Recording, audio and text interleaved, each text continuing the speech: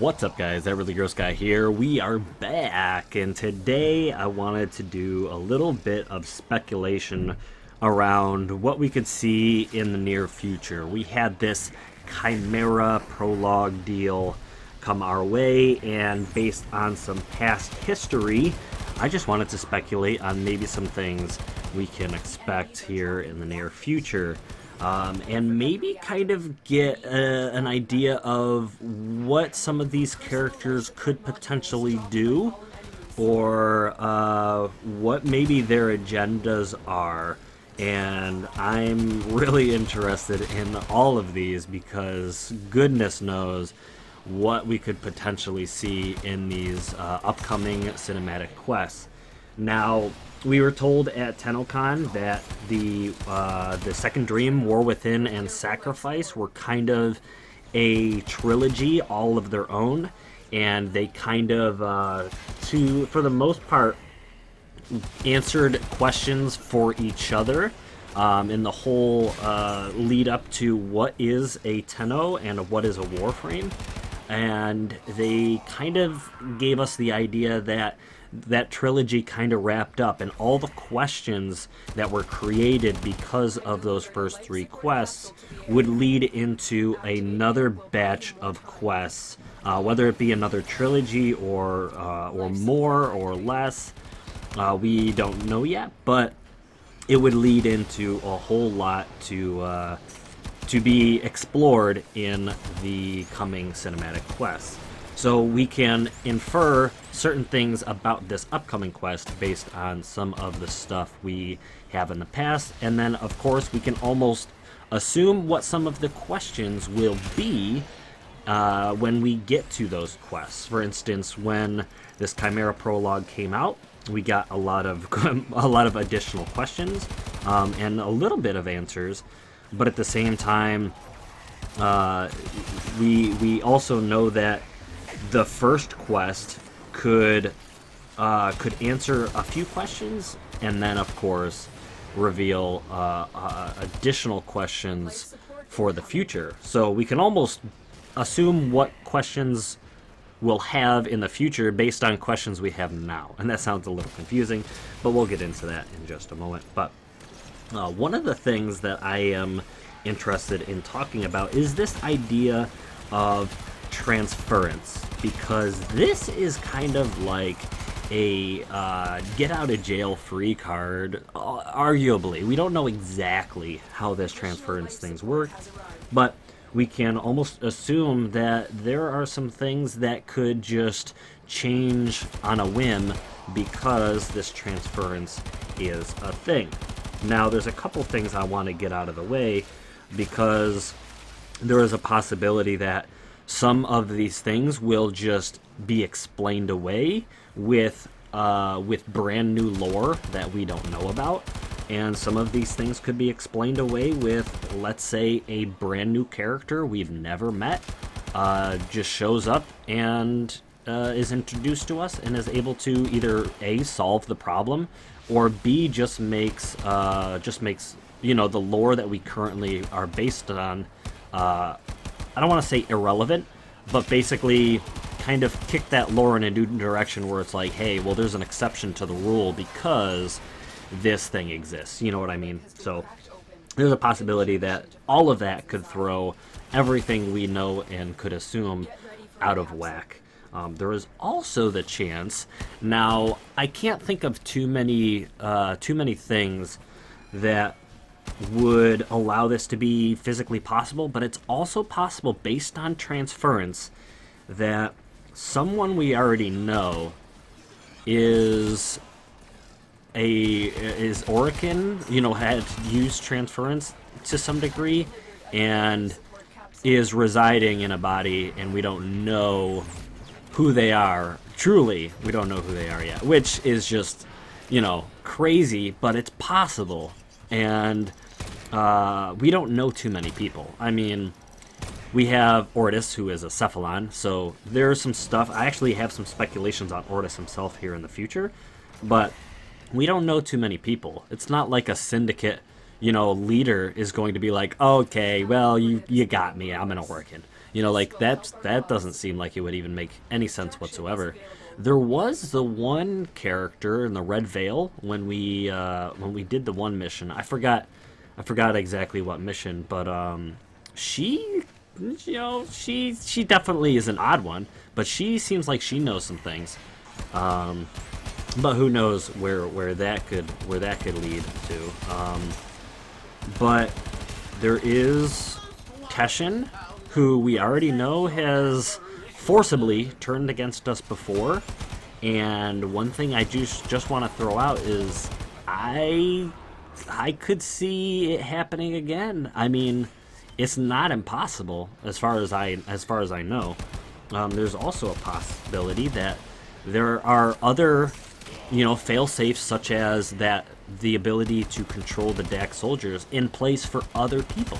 So that's interesting. But I'm trying to think of someone we know that physically could just be a Horican in disguise, and I don't know if we can, you know, find that, but it's possible in the future we are introduced to someone that is an orc in disguise. That's a very interesting concept, because, like I said, transference is possible. With that also said, I don't want to get on this topic for too long, but we also have the Grineer Queens.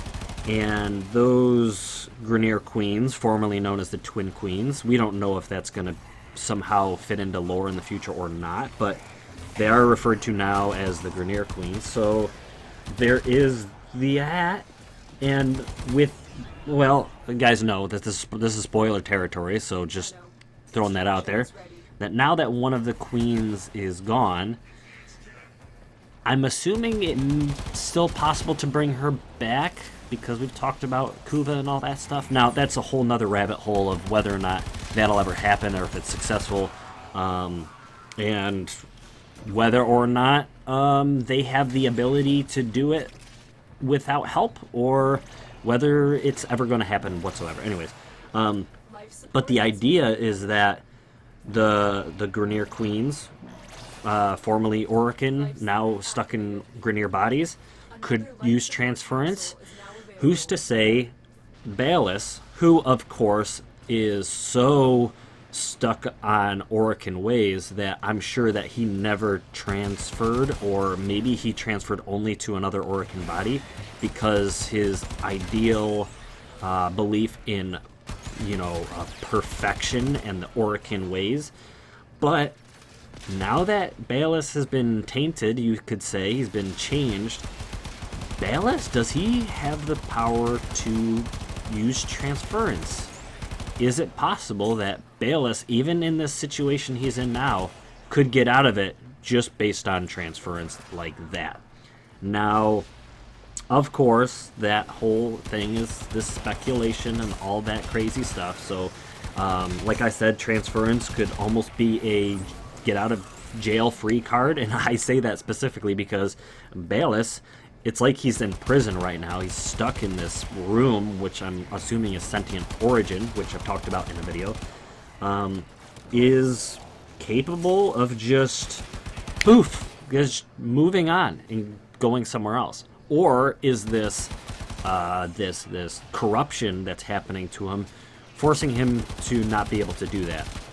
Now, we've know in the past, at least based on the Queens, that Kuva is involved. So whether or not they can somehow acquire Kuva on that level is unknown, but Baelus doesn't seem like he's in the position to do so, but who knows? He could pull a left field and somehow escape his jail cell and arrive at a secret Kuva storage bank that the Orican have had, you know, locked away and no one knew about, because Baelus is freaking, you know, he's up there. He's a somebody.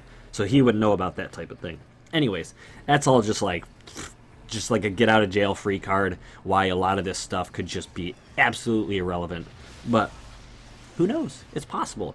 The other thing I'm curious about is, like I said, the DAC soldiers had a failsafe where they could be controlled, using a scepter, a staff type weapon of some sort, and the Dax would have no capability of avoiding whatever consequence comes from those orders. They have no say in their actions because of the control they have over these Dax soldiers. Now, I'm interested in the idea that who's to say that Balus doesn't have systems in place to do the very same thing for others in the world or the universe. Like I said, it's very possible that maybe someone could use Teshin against us again. Now, who knows?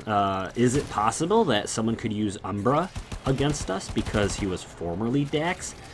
Who knows? That's a really big rabbit hole that who freaking knows. But where I'm going with this is the idea that Balus, in terms of like chain of command and his abilities and his strength, who's to say that Balus couldn't say, hey, queens, the Grenier queens, or little queen girl, whatever. I'm pulling the hierarchy chain of command card right now, and you're gonna get me out of this situation. You're gonna do something for me, whether you like it or not.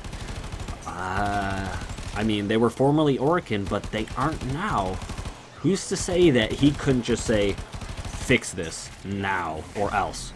You know, I don't know. Like I said, he could have, fail safes like that installed in other locations. Who's to say Balus couldn't pull some strings because he knows for a fact that there is some sort of faction or something out there that would bow their knee to Balus in a heartbeat. You know, who's to say that the entire Corpus army or Grenier army or whoever wouldn't just like that, just do something on his behalf. Now that seems a little bit unlikely, but like I said, there are probably some forces out there such as the syndicates or I don't know, because we've been introduced to new civilizations like Cetus and the Mycona colony and other stuff like that, where who's to say that Balus is like, hey, I'm calling a favor in, you have to do this, or just forcibly be like, hey, I have this thing that makes you do what I say, you need to make this, fix this or whatever, get me out of this sentient prison, or or maybe even ally themselves with the Tenno to try and do something, because obviously he gave us the sword for a reason. He has some sort of agenda.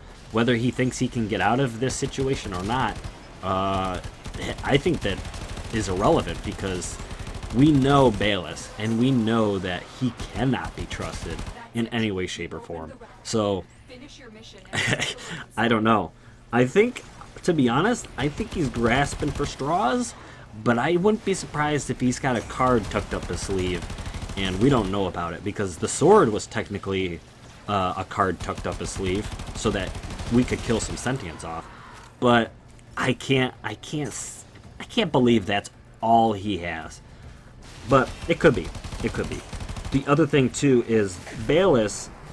He was talking about his perfect death. Just the words "perfect death." He is very frustrated with the idea that he has been tainted and been changed with this sentient form, and Lotus took that perfect death from him.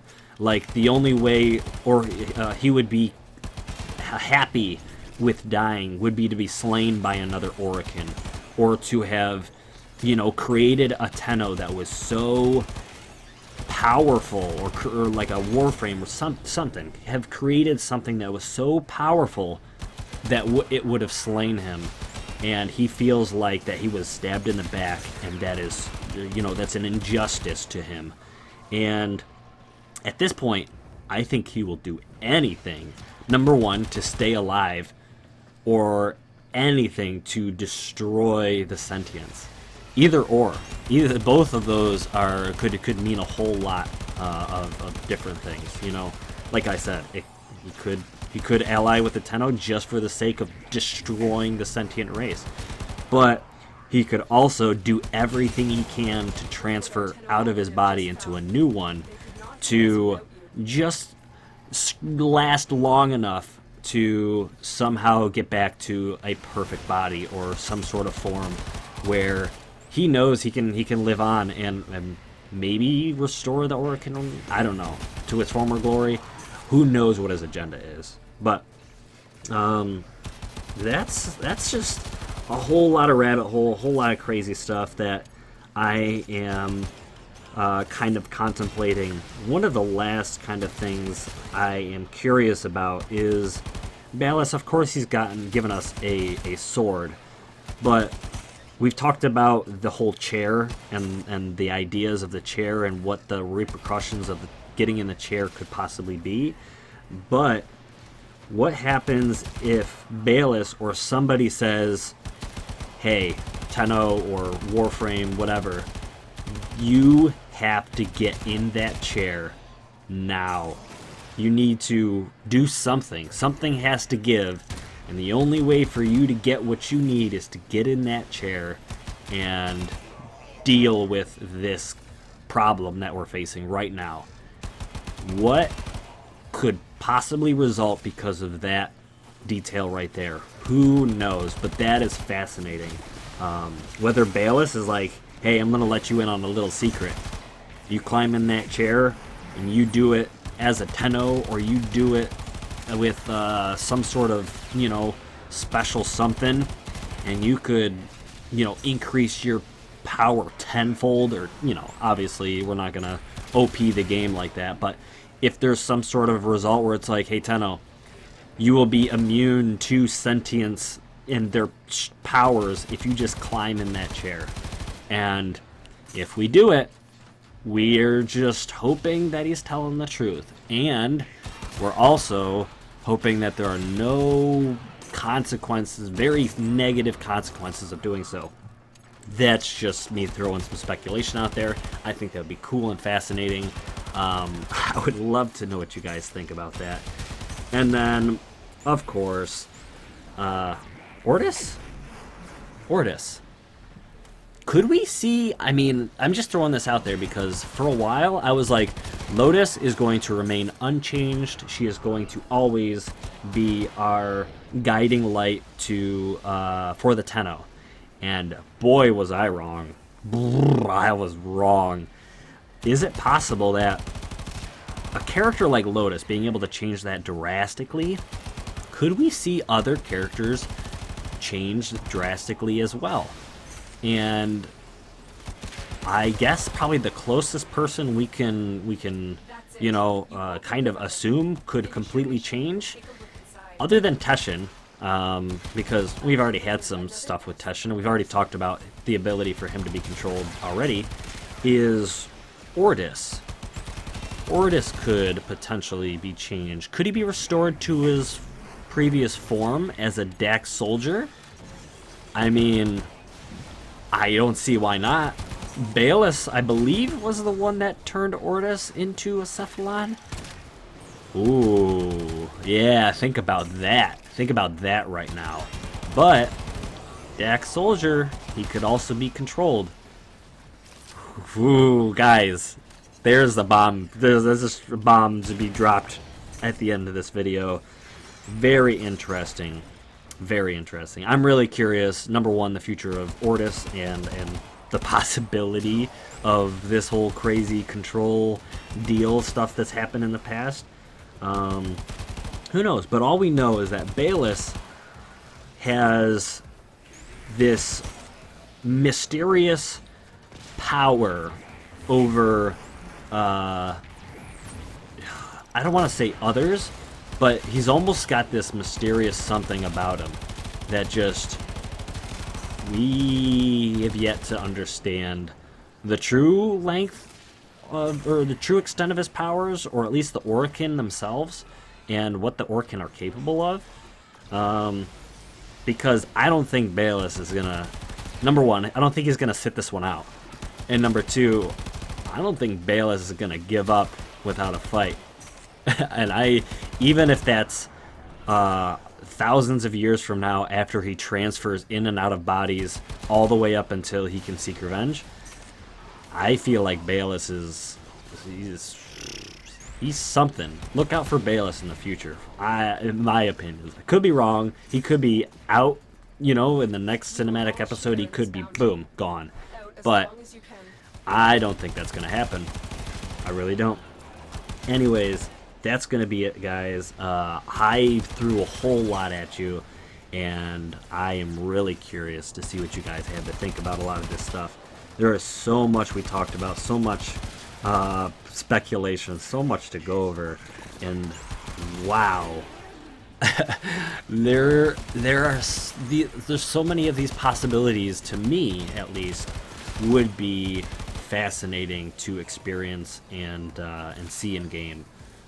Whether it's a mix of all of the above, or a couple of the above, or even if I hit the nail on the head by saying Ortis is going to be changed back to a Dax, and then Bayless is going to use him as a tool to do something and totally throw a monkey wrench or a wrench in the machine. I don't know, whatever.